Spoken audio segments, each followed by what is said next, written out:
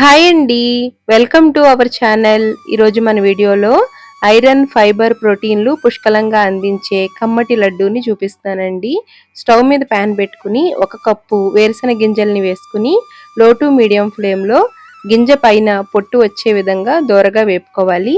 ఇలా వేరుశెనగ గింజల్ని పట్టుకుని చూస్తే పొట్టు అంతా ఈజీగా వచ్చేస్తుంది అనుకోండి, బాగా వేగినట్లే. ఇప్పుడు వీటిని ఒక పళ్ళెంలోకి తీసుకోవాలి. ఇదే విధంగా 1 కప్పు నువ్వులని వేసుకుని నువ్వులని కూడా చిటపటమనేలాగా దోరగా వేపుకోవాలండి. వీటిని ఎంత బాగా వేపుకుంటే లడ్డూ రుచి అంత బాగుంటుంది, ఎక్కువ రోజులు నిల్వ కూడా ఉంటుందండి. అలాగే 1 కప్పు అవిసె గింజల్ని వేసుకుని అవిసె గింజలు కూడా మంచి రంగు వచ్చే విధంగా దోరగా వేపుకోవాలి. ఇలా ఒకదాని తర్వాత ఒకటి వేపుకుంటే టేస్ట్ బాగుంటుందండి. ఈ మూడిట్లో కూడా నేచురల్ ఆయిల్స్ ఉంటాయి, హెల్త్కి చాలా మంచిదండి.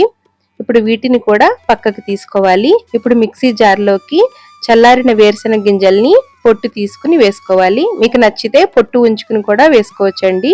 ఇప్పుడు అక్కడక్కడ కాస్త పలుకు ఉండేలాగా మిక్సీ చేసుకుని ఒక పెద్ద బౌల్లోకి తీసుకోవాలి.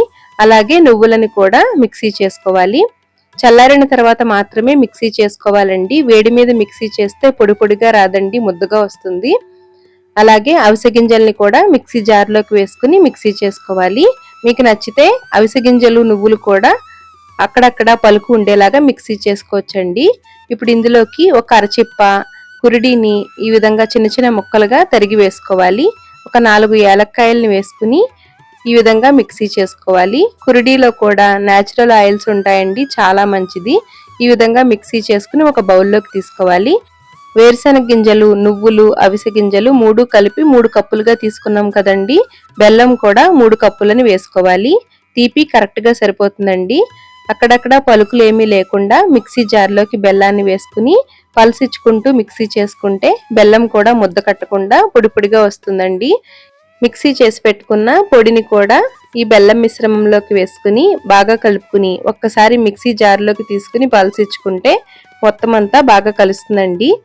లడ్డూలు చుట్టుకోవడానికి వీలుగా నెయ్యిని కరిగించుకుని కొద్ది కొద్దిగా ఈ మిశ్రమంలోకి వేసుకుని లడ్డూలుగా చుట్టుకోవాలి. నెయ్యి కూడా ఆరోగ్యానికి చాలా మంచిదండి, ఎముక బలాన్ని పెంచుతుంది, జీర్ణశక్తిని కూడా పెంచుతుందండి. ఈ విధంగా కొద్ది కొద్దిగా నెయ్యి వేసుకుంటూ మనం సున్నుండలకి ఏ విధంగా అయితే నెయ్యి వేసుకుని లడ్డూలుగా చుట్టుకుంటామో అదే విధంగా తయారు చేసుకోవాలి.